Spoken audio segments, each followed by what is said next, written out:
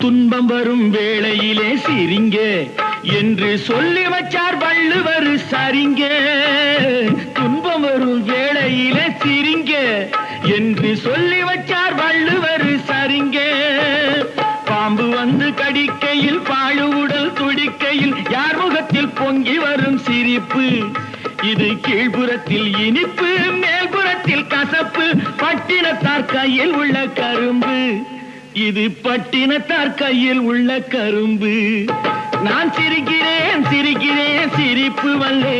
நான் அழுகிறேன் அழுகிறேன் அழுகே வல்லே.